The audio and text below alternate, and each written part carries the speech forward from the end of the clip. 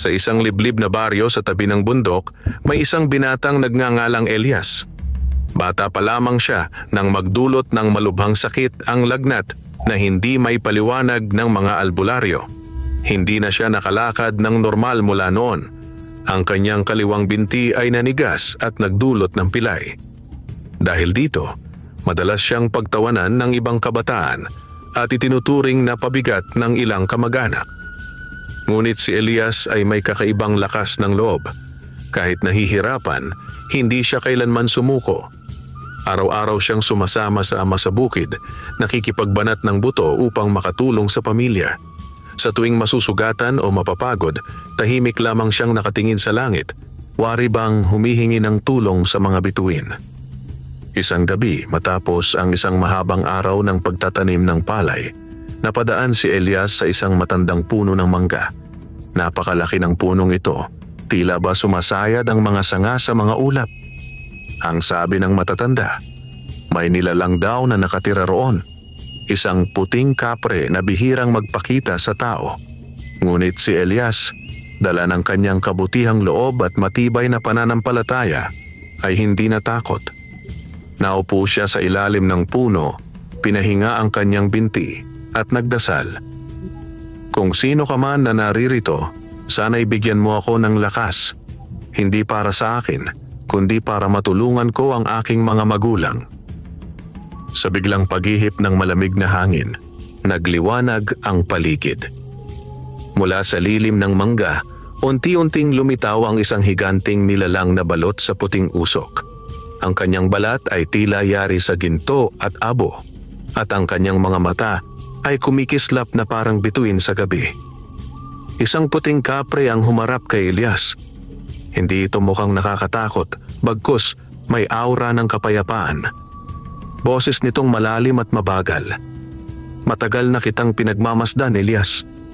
Sa kabila ng iyong kapansanan, hindi ka nagkulang sa sipag at kabutihan. Hindi ka sumuko, hindi ka nagtanim ng galit, kaya narito ako. Napaluha si Elias. Hindi niya alam kung panaginip lang ba ang lahat. Ngunit nang lumapit ang kapre at ipinatong ang malaki nitong kamay sa kanyang balikat, naramdaman niya ang init na tila apoy ngunit hindi masakit. Dumaloy iyon sa kanyang katawan at umabot hanggang sa kanyang pilay na binti. Sa unang pagkakataon matapos ang maraming taon, nakatayo si Elias nang hindi tinutulungan ng tungkod. Nabitawan niya ito at halos hindi makapaniwala. Napahagulgol siya habang niyakap ang kanyang binti. Ngunit hindi lamang iyon ang regalo ng kapre. Mula sa kanyang palad, bumukas ang isang liwanag at bumuhos ang maliliit na butil ng gintong kumikislap. Nahulog ang mga iyon sa paanan ni Elias, nag-ipon sa damuhan at naging maliliit na piraso ng purong ginto. Ito'y gantimpala sa iyong kabutihang loob. Huwag mong sayangin. Ang tunay na yaman ay nasa paraan kung paano mo ito gagamitin. Wika ng kapre bago muling naglaho sa usok. Naiwan si Elias na nakatayo sa ilalim ng punong mangga, nanginginig hindi sa takot kundi sa labis na galak. Ang kanyang pilay ay nawala at sa kanyang paanan ay nagningning ang ginto. Patunay na may mga nilalang na kumikilala sa kabutihang hindi nakikita ng tao. Sa gabing iyon, nagsimula ang kakaibang kapalaran ni Elias. Isang buhay na magbabago hindi lamang sa kanya, kundi pati sa buong baryo. Kinabukasan, habang sumisikat ang araw sa baryo, nagising si Elias na puno ng sigla. Ang dati niyang pilay na binti ay tila hindi na nagdulot ng kirot. Tumakbo siya sa kanilang bakuran, sumayaw at tumalon na para bang muling isinilang. Ang kanyang ina, si Aling Marta, ay napahawak sa dibdib sa sobrang pagkabigla at tuwa. "Elias, anak, nakakatakbo ka na!" Halos pasigaw na sambit ng ina habang tumutulo ang luha. "Nanay, totoo nga po. Hindi na ako pilay," sagot ni Elias na nanginginig ang boses sa emosyon. Mabilis na kumalat ang balita sa kanilang mga kapitbahay. Isang binatang pilay biglang nakalakad at nakatakbo na parang walang kapansanan. Ang mga kapitbahay ay nagsidagsaan, dala ng kuryosidad at pagkabigla. May ilan na natuwa, ngunit may ilan ding nagduda. Imposible ito. Baka may agimat lang ang binata. Hindi, nakita ko siya kahapon, hirap na hirap maglakad. Ngayon, abay parang kabayo kung tumakbo. May nagsabi, nakita raw siyang nakaupo sa ilalim ng malaking punong mangga kagabi. Ang mga bulong-bulungan ay naghalo-halo. May ilan na natuwa para kay Elias, ngunit mayroon ding nagsimulang maghinala. May matatanda sa baryo ang nagsabing, ang punong mangga ay matagal ng tirahan ng isang nilalang. Isang gabi, nagtipon ang mga magkakapitbahay sa tindahan ni Aling Pacing. Pinag-usapan nila si Elias. Kung totoo ngang may nakatagpo siyang kapre, bakit siya ang pinili? Tanong ng isang lalaki. Baka dahil mabait ang bata, wala siyang ginagawang masama. Sagot ng matandang babae. Baka naman may kapalit yan. Alam niyo naman ang mga nilalang hindi nagbibigay ng biyaya ng libre. Samantala si Elias ay nanatiling tahimik lamang. Hindi niya pinansin ang mga chismis. Ang mahalaga sa kanya ay ang katotohanan. Totoo ang puting kapre. At siya ang nakatagpo nito. Ang gintong ibinigay ay itinago niya sa isang baul na yari sa kahoy. Pinasabi lamang sa kanyang ina at ama na iyon ay biyayang huwag dapat abusuhin. Ngunit habang lumilipas ang mga araw, hindi na nakontento ang iba sa baryo. May ilan na naiinggit. May ilan ding gustong malaman kung paano niya nakamit ang ganoong kapalaran. At may isang albularyo na matagal nang may ambisyon sa kayamanan at kapangyarihan na nagsimulang mag-imbestiga.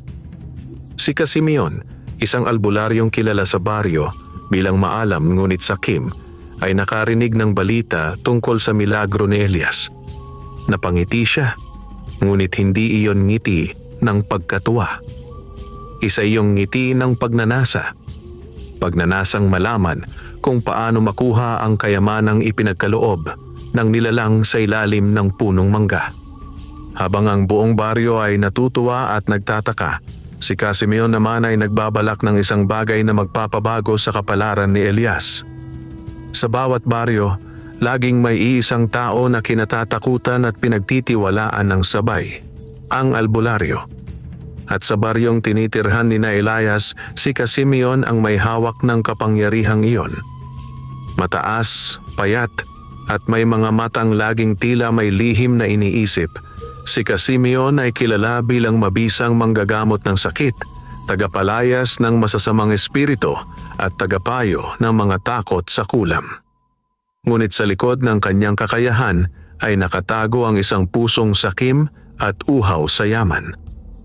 Marami ang naniniwala na ang kanyang anting-anting at mga orasyon ay ginagamit hindi lamang para sa kabutihan, kundi para rin sa kanyang pansariling kapakinabangan. Nang marinig niya ang balita tungkol kay Elias, isang pilay na muling nakalakad at nakatanggap pa ng biyayang ginto mula sa isang nilalang, agad niyang kinutuban na may higit pa sa kwento kaysa sa ipinapakita. Kung totoong may kapre na nagbigay ng ginto, dapat ay sa akin napunta ang biyayang iyon. Ako ang marunong, ako ang may karapatan. Bulong niya sa sarili habang nakatitig sa alon ng tubig sa kanyang palanggana na ginagamit sa panghuhula. Kaya't isang gabi, dinalaw niya ang bahay ni na Elias. Magandang gabi, Aling Marta, Mang Dencio. Bati niya. Dala ang ngiti na hindi abot sa mata. O Casimion, napadalaw ka. Tugon ng ama ni Elias. Anong atin? Nabalitaan ko ang tungkol sa inyong anak. Sagot ng albularyo. Isang malaking himala ang nangyari. At alam nyo, bilang isang albularyo, dapat kong malaman kung anong puwersa ang kumilos. Naramdaman ni Elias ang kakaibang lamig sa paligid. Hindi siya kumibo, ngunit ramdam niyang may masamang pakay si Casimion. Hindi po namin maipapaliwanag, Casimion, sagot ng ina. Basta na lang siyang gumaling. Biyaya ng langit, siguro'y awa ng may kapal. Biyaya, oo. Pero may kapalit. Bulong ng albularyo. Hindi basta-basta nagbibigay ng regalo ang mga nilalang. At kung ginto nga ang natanggap niya, mas mabuting sa akin ninyo ipakita upang aking masuri. Nagtagpo ang mga mata nila Elias at Simeon. Sa titig pa lamang ng albularyo, dama ni Elias ang matinding pagnanasa. Hindi iyon titig ng pag-aalala, kundi ng pagkauhaw sa kapangyarihan at yaman. Pasensya na po, Simeon. Mahinahong tugon ni Elias. Ang ipinagkaloob sa akin ay hindi para sa iba, kundi para sa aking pamilya. Hindi ko maaaring ipakita o ibahagi kanino man sapagkat ito'y tanda ng tiwala ng nilalang na tumulong sa akin. Bahagyang nangilid ang dugo sa pisngi ni Simeon sa sobrang inis, ngunit pinilit niyang ngumiti. Kung gayon, mag-ingat ka, Elias, sapagkat ang mga biyayang galing sa mga hindi tao ay maaaring maging sumpa. Tandaan mo yan. Mariin niyang sabi bago umalis. Ngunit habang palayo siya, ang kanyang isipan ay hindi tumigil sa pag-iisip ng paraan upang makuha ang lihim ni Elias at mapasakamay ang gintong biyaya. At sa dilim ng gabing iyon, nagsimula ang mga pakana ng albularyong sakim, isang banta na maaaring bumaliktad sa kapalarang ipinagkaloob ng puting kapre. Matapos ang ilang linggong lumipas, unti-unti nang nasanay si Elias sa bago niyang buhay. Hindi na siya kinakailangang umasa sa tungkod at higit pa roon. Nagagawa na niyang tumulong ng lubusan sa bukid. Ang bawat araw ay puno ng galak para sa kanya at sa kanyang pamilya. Ngunit higit sa lahat, nagkaroon si Elias ng bagong pag-asa. Hindi na siya nakakulong sa ideya na siya ay magiging pabigat habang buhay. Ngayon, nakikita niya ang sarili na may kakayahang mangarap. Isang gabi, habang nakahiga sa banig at nakatingin sa bubong nilang pawid, ibinulong niya sa sarili. Kung gagamitin ko ng tama ang gintong ito, maiaahon ko sa hirap ang aking pamilya. Makakapagtayo kami ng mas matibay na bahay, makakabili ng kalabaw para sa bukid, at baka pati lupa para mas lumawak ang aming taniman. Ngunit kasabay ng mga pangarap na iyon, naroon ang bigat ng responsibilidad. Naalala niya ang bilin ng puting kapre. Ang tunay na yaman ay nasa paraan kung paano mo ito gagamitin. Hindi niya iyon kinalimutan. Sa mga sumunod na araw, nagsimula si Elias na mag-isip kung paano sisimulan ang pagbabago. Hindi niya agad ginamit ang ginto. Bagkus, naghanap siya ng mga paraan upang mapalago ang kanilang ani. Inayos niya ang irigasyon sa kanilang bukid, nagtanim ng mga bagong buto na gulay at tinulungan ang ibang magsasaka na hirap sa kanilang lupain. Dito, unti-unting nag-iba ang tingin ng mga tao sa kanya. Dati-rati siya ay tampulan ng tukso, ngunit ngayon ay naging huwaran ng kasipagan. Marami ang humanga sa kanyang pagbabago. Ngunit sa bawat ngiting nakikita niya mula sa mga kapitbahay, dama rin ni Elias ang mga matang nagmamasid mula sa dilim. Mga matang puno ng inggit at pagnanasa. Isa na roon si Simeon na hindi tumigil sa pagbabantay at pagbabalak. Samantala, sa isang panaginip isang gabi, muling nagpakita ang puting kapre. Nakaupo ito sa ibabaw ng punong mangga, nakatanaw kay Elias na tila isang bantay. Elias, wika ng kapre, nasa iyo na ang kakayahang baguhin ang iyong kapalaran. Ngunit tandaan mo, hindi lahat ng nakangiti sa iyo ay totoo ang hangarin. Ingatan mo ang iyong puso at higit sa lahat, ang gintong ipinagkaloob sa iyo. Nagising si Elias na pawis at may kaba sa dibdib. Tila pa isang babala ang iniwan ng nilalang. At sa pagsikat ng araw, mas lalong tumibay ang kanyang loob. Kailangan niyang pangalagaan hindi lamang ang biyayang ipinagkaloob sa kanya, kundi pati ang tiwala ng nilalang na nagbigay nito. Ngunit hindi niya alam, ang mga pangarap niyang unti-unting nagiging totoo ay nakakaakit na ng mas matitinding tukso. At si Simeon, na ngayoy palihim ng nagkakandado ng mga orasyon at gamit ay naghahanda na para sa susunod niyang hakbang. Habang si Elias ay abala sa pagtupad ng kanyang mga pangarap, si Simeon na may abala rin, ngunit sa mga plano ng kasakiman. Sa kanyang kubo na amoy usok ng insenso at tuyong dahon, nakaluhod siya sa harap ng isang mesa na puno ng mga anting-anting, lumang aklat ng orasyon at bote ng langis na kulay itim. Kung talagang nagpakita ang puting kapre sa batang iyon, kailangan kong makuha ang tiwala ng nilalang na iyon, bulong niya sa sarili habang binabalasa ang mga buto ng balete na ginagamit niya sa panghuhula. At kung hindi ko makukuha ang tiwala, kukunin ko ang gintong iniwan. Muling tumitig si Simeon sa tubig sa palanggana, isang paraan ng kanyang pang-uusisa. Sa pagalon ng tubig, unti-unting lumitaw ang imahe ni Elias. Nakangiti, nagtatanim at tinutulungan ang mga kapitbahay. Ngunit sa gilid ng imahe, nakita niya ang isang anino ng punong mangga at isang figura ng kapre na nakaupo ron, nakabantay. Kaya pala. Ngumiti ang albularyo, ngunit hindi iyon ngiti ng paghanga, kundi ng pang-uuyam. Binabantayan siya, subalit walang nilalang na hindi maaaring dayain ng mas matinding orasyon at dasal. Kinagabihan, dinalaw ni Simeon ang isang matandang kaibigan sa kabilang baryo, isang mangkukulam na kilala sa pangalang Aling Tarsila. Matagal na silang magkasabwat sa mga lihim na gawain at madalas ay nagtutulungan sa pagkuha ng mga bagay na hindi nila kayang makamtan ng mag-isa. "Anong sadya mo, Simeon?"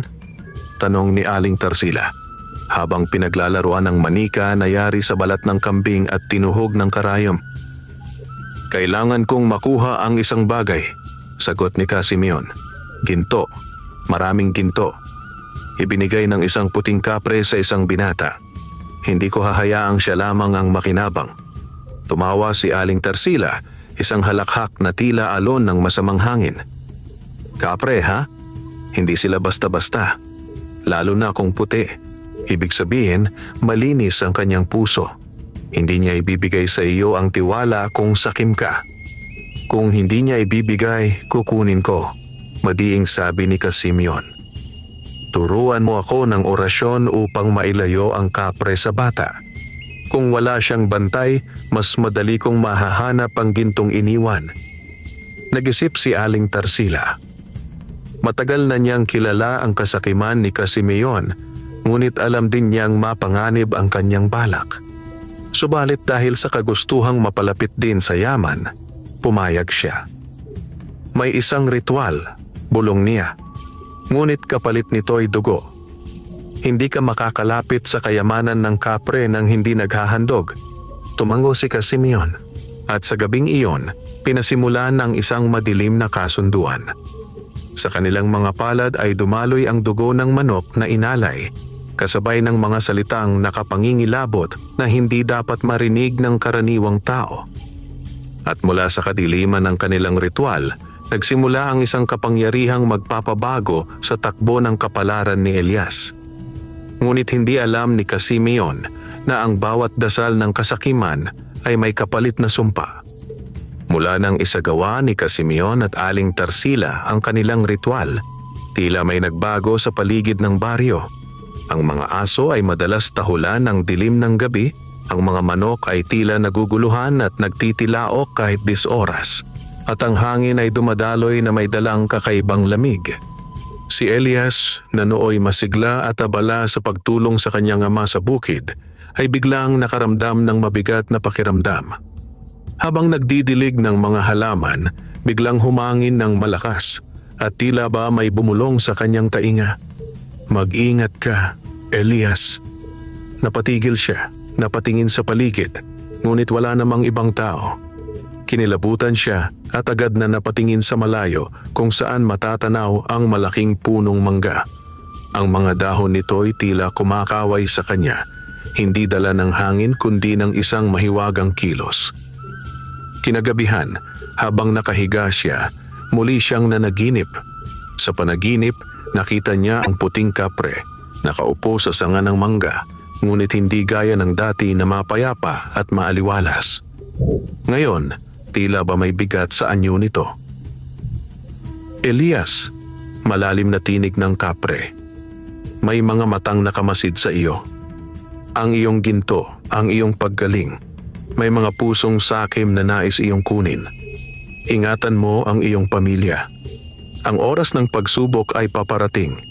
Nagising si Elias na pawis at dama ang kaba sa dibdib. Agad niyang kinausap ang kanyang ama at ina kinabukasan. Tatay, nanay, may masamang balak ang ilan sa ating baryo. Hindi ko pa alam kung sino, pero nararamdaman kong may banta sa atin. Anak, sagot ng ama niyang si Mang Dencio.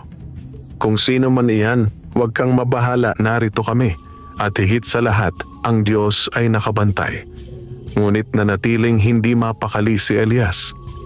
Samantala sa kabilang dako, abala si Simeon sa kanyang mga orasyon. Lumabas siya tuwing hating gabi, naglalagay ng abo sa paligid ng kanyang bakuran at sumasalita ng mga salitang mahirap intindihin. Ang kanyang ritual ay unti-unting nagbubukas ng puwang upang mailayo ang puting kapre kay Elias. Ngunit sa bawat dasal na binibigkas niya, sumasabay ang ihip ng hangin, malakas, marahas at tila ba umaangal. Ang mismong kalikasan ay nagbababala, ngunit hindi iyon iniintindi ng sakim na albularyo. Dumating ang isang gabi na biglang bumuhos ang malakas na ulan, kasabay ng kulog at kidlat.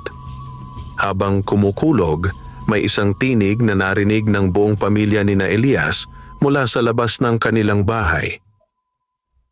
Ingat ka, batang pinagpala. Hindi lahat ng kaibigan ay totoo. Nagkatinginan ang kanyang mga magulang, nanginginig. Anak, totoo ang sinabi mo. May nangyayari nga, bulong ng ina. At sa gabing iyon, habang patuloy na bumubuhos ang ulan, alam ni Elias na papalapit na ang unos ng kanyang kapalaran. Dumating ang araw ng pista sa baryo. Isang okasyon na sabik ang lahat. May palaro para sa mga bata, sabungan para sa matatanda at sayawan sa gabi. Ngunit para kay Elias, ito ang simula ng kanyang unang pagsubok. Mula nang gumaling siya, marami na ang humahanga sa kanyang sipag at kabutihang loob. Ngunit kasabay nito, dumami rin ang naiinggit. At sa gabing iyon, habang nagsasayawan ang mga kabataan sa plaza, biglang nagpakalat ng bulong-bulungan ng ilan. Si Elias, hindi yan tao. Nilalakad niya ang gabi kasama ang mga nilalang. Ang ginto raw niya galing sa maligno. Baka pati tayo madamay. Baka kaya gumaling siya ay dahil may kaluluwa siyang isinakripisyo. Ramdam ni Elias ang bigat ng mga matang nakatingin sa kanya. Hindi lahat ay masama ang tingin, ngunit ang mga bulong ay tila hangin na dumadampi sa bawat tenga. Sa gitna ng saya, dumating si Simeon. Suot ang kanyang itim na barong at may bitbit na baston na may ukit ng mga simbolo. Lumapit siya sa gitna ng pagtitipon at nagwika. Mga kababayan, nararapat lamang tayong mag-ingat. Ang mga himala ay hindi basta dumarating ng walang kapalit. Tanungin natin si Elias, saan nga ba galing ang kayamanang bigla niyang natamo? Tahimik ang lahat. Ang mga mata ay sabay-sabay na tumingin kay Elias. Nanlamig siya ngunit hindi umurong. Hindi ko po hiningi ang biyaya. Hindi ko rin ito ginamit para sa kasamaan. Ang lahat ay regalo sa akin at ginamit ko para sa ikabubuti ng aking pamilya at ng baryo. Kung may magtatanong kung saan galing, ito'y mula sa nilalang na hindi masama, kundi mapagkalinga. Nagumpukan ng mga tao, nagsimulang magtanong-tanong. Ngunit bago pa man tuluyang maniwala ang ilan, itinuro siya ni Simeon at malakas na nagsabi, "Kung totoo ang sinasabi mo, Elias, patunayan mo. Kung ikaw ay tunay na pinagpala, makakaligtas ka sa hamon ng mga espiritu." Sa mismong sandaling iyon, biglang umihip ang malamig na hangin. Napundi ang ilang lampara sa plaza at ang mga bata ay nagsigawan. Ang mga aso sa baryo ay nagtahulan ng sabay-sabay. At sa gitna ng takot, may isang nilalang na tila nilikha mula sa anino ang unti-unting lumitaw sa gilid ng plaza. Isang malaking itim na aso, may pulang mata at kumakalmot sa lupa na parang apoy. Halos lahat ng tao'y nagsitakbuhan, ngunit si Elias ay nanatili kahit nanginginig. Alam niyang ito ang hamon, hindi lamang mula sa mga espiritu, kundi mula sa kasakiman ni Simeon. Kung tunay kang karapat-dapat, Elias, bulong ng hangin na tila galing sa punong mangga, kaya mong harapin ang unang pagsubok na ito. Huminga siya ng malalim, tumindig, at humarap sa dambuhalang asong itim na ngayon ay umuusok ang katawan at unti-unting sumusugod sa kanya. Sa unang pagkakataon, haharapin ni Elias ang kapangyarihan ng mga nilalang at ang pagdududa ng kanyang mga kababaryo. Nanginginig ang lupa habang papalapit ang dambuhalang asong itim. Ang bawat yabag nito ay may kasamang alingaw-ngaw na parang kulog. Ang pulang mata nito'y kumikislap at ang hininga ay parang usok na amoy asupre. Ang mga tao sa plaza ay nagtakbuhan, nagtatago sa kani-kanilang mga bahay habang si Elias ay naiwan sa gitna, nag-iisa. "Elias!" sigaw ng kanyang ina mula sa gilid. "Tumakbo ka, anak!" Ngunit hindi siya umatras. Naalala niya ang mga salitang iniwan ng puting kapre. Ang tunay na yaman ay nasa paraan ng paggamit mo nito. Alam niyang hindi ginto o lakas lamang ang ibinigay sa kanya, kundi ang lakas ng loob na bumangon laban sa kasamaan. Huminga siya ng malalim, saka isinara ang mga mata. "Kung naririto ka, bantayan mo ako," bulong niya. At sa saglit na iyon, tila may malamig na hangin na dumampi sa kanyang balikat. Sumugod ang asong itim, nakabukas ang bibig na parang apoy ang niluluwa.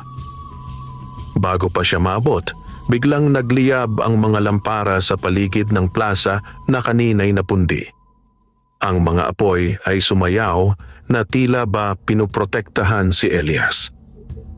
Kumuha si Elias ng isang piraso ng kahoy na nadapa sa lupa at sa kanyang kamay, nagliwanag ito na parang may apoy na galing sa loob, hindi sa langis o posporo. Itinaas niya ito at buong lakas na isinugod sa halimaw. Nagbangga ng liwanag at dilim, ang kahoy na nagliliyab ng puti laban sa aninong aso. Umalingaw-ngaw ang sigaw ng halimaw at sa bawat hampas ni Elias, tila nababasag ang katawan nito na parang usok na nadudurog. "Hindi ka magtatagumpay."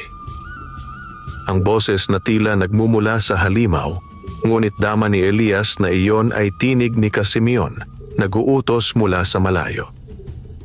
Isang huling hampas ang ginawa ni Elias, sabay sigaw. "Hindi para sa iyo ang biyayang ito." At sa pagtagpo ng kahoy at anino, sumabog ang liwanag na pumuno sa plaza. Ang halimaw ay nagliyab ng puti at tuluyang naglaho. Iniwan ang amoy ng nasusunog na dahon at abo. Naiwan si Elias, nakaluhod, hingal na hingal. Ang mga tao, isa-isang lumabas mula sa kanilang pinagtataguan. May mga nakatingin na may paghanga, ngunit may ilan ding hindi makapaniwala sa kanilang nakita. Diyos ko, nilabanan niya ang halimaw. Hindi siya ordinaryong tao. Baka nga totoo, pinagpala siya ng nilalang. Ngunit si Simeon na nakamasid mula sa malayo ay hindi natuwa. Sa halip, lalo siyang nagngit-ngit. "Hindi pa dito nagtatapos, Elias. Hindi mo alam ang kapangyarihan ng mga dasal na hawak ko." At habang si Elias ay pinapalibutan ng kanyang mga kababaryo na ngayon ay halo-halong takot at paghanga ang nadarama, alam niyang nagsisimula pa lamang ang mga pagsubok na darating. Matapos ang laban sa plaza, halos buong baryo ang hindi makatulog sa gabing iyon. Ang ilan ay natatakot sa kanilang nakita. Ang iba na may nagtataka kung paano nagawang talunin ni Elias ang halimaw na tila gawa sa dilim. Ngunit para kay Elias, ang bigat sa dibdib ay hindi pa rin nawawala. Alam niyang hindi iyon ang huli. Kinabukasan, nagpunta siya sa ilalim ng punong mangga. Doon siya umupo, pagod at naguguluhan. Bakit ako? Bakit sa akin ibinigay ang lahat ng ito? Bulong niya habang nakatingala sa malalawak na sanga. At sa paghihip ng malamig na hangin, unti-unting nagpakita ang puting kapre. Mas maliwanag ang anyo nito ngayon at ang mga mata ay tila kumikislap na parang sinag ng buwan. Elias, wika nito. Nakita ko ang iyong tapang kagabi. Hindi lahat ng tao'y may lakas ng loob na harapin ang dilim. Yan ang dahilan kung bakit ikaw ang pinili. Ngunit bakit ako ang pinili mo? Marami namang mas malakas, mas matalino kaysa sa akin. Sagot ni Elias. Halos pabulong. Ngumiti ang kapre. Ang boses nito'y malalim, ngunit puno ng kabaitan. Hindi ang lakas o talino ang sukatan ng pagpili, Elias. Ang puso mo, malinis, mapagpakumbaba, at handang mag-alay ng sarili para sa iba. Iyan ang kayamanang higit pa sa ginto. Tumulo ang luha sa pisngi ni Elias. Noon niya lang lubos na naunawaan ang bigat ng kanyang tungkulin. Hindi lamang pala ito tungkol sa sariling kaligtasan o sa pag-ahon ng kanyang pamilya. May mas malaki siyang papel, ang maging tagapagtanggol ng kabutihan laban sa kasakiman at kadiliman. Ngunit bago pa siya muling makapagsalita, muling nagsalita ang kapre. Ngunit mag-ingat ka, ang albularyong si Simeon ay hindi titigil. Nakipagsanib siya sa mga puwersa ng dilim. Ang unang pagsubok ay simula lamang. Darating ang panahon na ikaw ay susubukin hindi lamang ng lakas, kundi ng iyong puso. Huwag kang bibigay. Kasabay ng mga salitang iyon, ibinaba ng kapre ang kanyang kamay. Mula sa kanyang palad ay lumitaw ang isang maliit na bato. Puti, makinis at kumikislap na parang buwan. Ito ang bato ng liwanag. Hindi ito basta agimat. Ito'y sagisag ng tiwala. Kapag dumilim ang lahat at nawalan ka ng pag-asa, hawakan mo ito at tatawag ito ng liwanag upang ipaalala sa iyo na hindi ka nag-iisa. Maingat na kinuha ni Elias ang bato at inilagay sa kanyang dibdib. Ramdam niya ang init nito na tila ba pumapasok sa kanyang puso. Ngunit bago tuluyang maglaho ang kapre sa ulap, nag-iwan ito ng huling babala. Ang darating na unos ay hindi mo kayang harapin ng nag-iisa. Piliin mong mabuti kung sino ang iyong pagkakatiwalaan, sapagkat hindi lahat ng ngiti ay tunay at hindi lahat ng kasama ay kaalyado. Naiwan si Elias na nag-iisa sa ilalim ng punong mangga, ngunit ngayong hawak niya ang bato ng liwanag, dama niyang may bagong lakas na dumadaloy sa kanya. At sa malayo, sa isang madilim na kubo, si Simeon na may naghahanda ng isa pang ritual. Isang sumpang magpapadala ng higit pang halimaw upang wasakin hindi lamang si Elias, kundi pati ang baryo. Dumating ang gabing pinakamadilim sa baryo. Walang buwan at ang mga bituin ay tinakpan ng makapal na ulap. Tahimik ang paligid, ngunit sa katahimikan ay naroon ang bigat ng panganib na paparating. Ang mga aso ay naguunahang tumahol, ang mga manok ay nagtitilaok, at ang hangin ay dumadaloy na tila may dalang banta. Sa kubo ni Simeon, nagsimula na ang kanyang pinakamalakas na ritual. Nakapaloob siya sa isang bilog na binuo mula sa abo ng nasunog na hayop at dugo ng manok. Sa paligid ay nakahanay ang mga anting-anting at bote ng langis na kulay itim. Sa kanyang kamay ay may hawak siyang matandang aklat na may mga orasyong bawal sambitin ng karaniwang tao.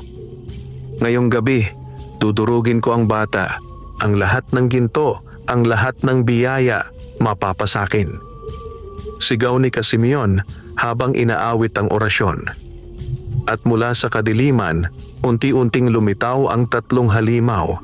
isang dambuhalang uwak na kasing laki ng tao, isang ahas na may 2 ulo, at isang nilalang na parang tao, ngunit ang balat ay yari sa apoy. Ang mga ito'y ipinadala upang salakayin si Elias at ang buong baryo. Samantala, si Elias ay gising at nakaupo sa tabi ng kanyang mga magulang. Ramdam niya ang lamig ng hangin at ang kakaibang enerhiya sa paligid. Hinawakan niya ang bato ng liwanag na iniwan ng puting kapre at sa isang iglap, lumiwanag ito sa kanyang palad. Biglang dumampi sa kanyang balikat ang isang malamig, ngunit mapagkalingang hangin. Narinig niya ang tinig ng kapre. Elias, dumating na ang huling laban. Tandaan mo, hindi ka nag-iisa. Ang iyong lakas ay hindi lamang sa bato, kundi sa kabutihan ng iyong puso. Nang dumating ang mga halimaw sa baryo, nagkagulo ang mga tao. Ang dambuhalang uwak ay dumagit ng mga bubong. Ang ahas ay gumagapang sa mga kalye. At ang nilalang na apoy ay naglalakad na sinusunog ang mga nakakasalubong. Ngunit bago pa man tuluyang malipol ang baryo, lumabas si Elias. Sa kanyang kamay ay nagliliyab ang liwanag mula sa bato. Tumindig siya sa gitna ng plaza at sumihaw. Hindi niyo madudungisan ang aming baryo. Hanggat may kabutihan, hindi mananaihang kasamaan. Unang sumuhod ang dambuhalang uwak, ngunit itinapat ni Elias ang bato at mula rito'y kumawala ang liwanag na tila sibat na dumurog sa pakpak ng halimaw. Sumunod ang ahas na may 2 ulo, humahampas at umuungal, ngunit bawat kagat ay sinusunog ng liwanag na dumadaloy mula sa kanyang mga kamay. Ngunit ang nilalang na apoy ang pinakamapanganib. Bawat galaw nito ay nagbubuga ng apoy na kayang lumamon ng buong baryo. Sa labanang iyon, halos manghina si Elias. Halos bumigay na siya nang maalala ang sinabi ng kapre, ang iyong lakas ay nasa iyong puso. Itinaas niya ang bato ng liwanag at buong lakas na sumigaw. Sa ngalan ng kabutihan, maglaho ka. Sumabog ang liwanag, mas maliwanag pa sa araw. Tinabunan nito ang nilalang na apoy at sa isang iglap, naglaho ang lahat ng halimaw. Sa kabilang dako, si Simeon ay napasigaw ng matindi, hawak ang kanyang ulo.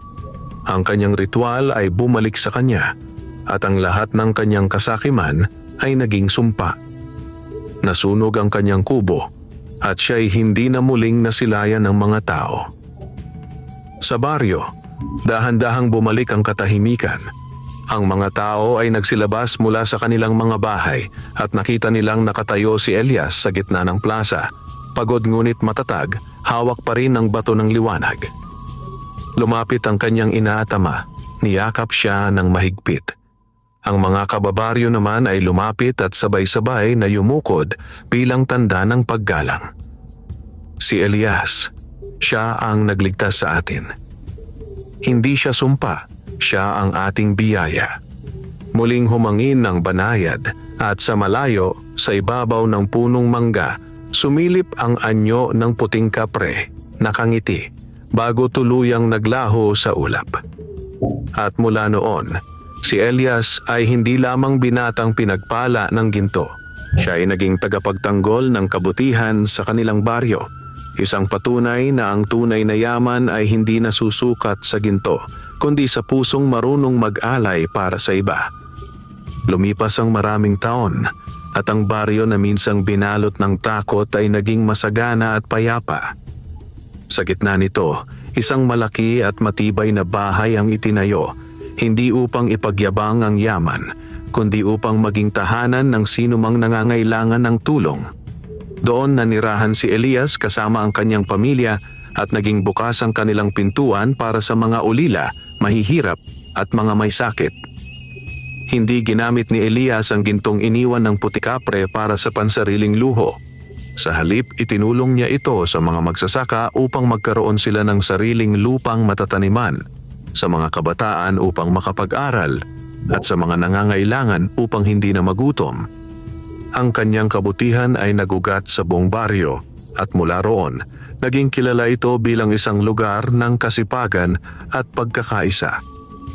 Sa ilalim ng matandang punong mangga, ang saksi ng lahat, madalas umupo si Elias tuwing hapon.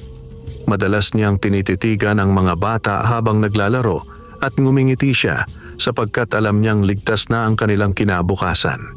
Sa kanyang palad ay laging naroon ang bato ng liwanag na hindi kailanman kumupas ang kislap. Hindi ko ito kayaman ng sarili ko lamang, madalas niyang bulong. Ito'y tiwala na dapat kong panindigan. Nang dumating ang kanyang katandaan, hindi nakalimot ang baryo sa kanyang mga ginawa. Tinawag siya ng mga tao bilang Elias ang pinagpala, isang huwaran ng kabutihan at tapang. At kahit siya'y pumanaw, nanatili ang kanyang alaala. Ang punong mangga ay hindi na kailanman pinutol. Sa tuwing may bagong henerasyon ng mga bata, tinadala sila roon ng kanilang mga magulang upang ikwento ang alamat ng binatang minsang pilay, ngunit kinamot at biniyayaan ng ginto at liwanag ng isang puting kapre.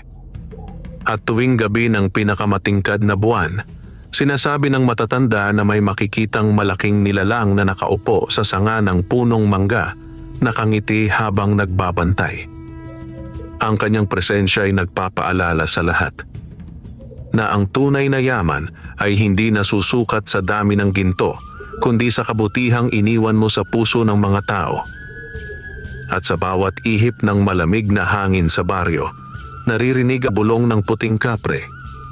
Ang kabutihang itinanim habang buhay na aanihin. Wakas,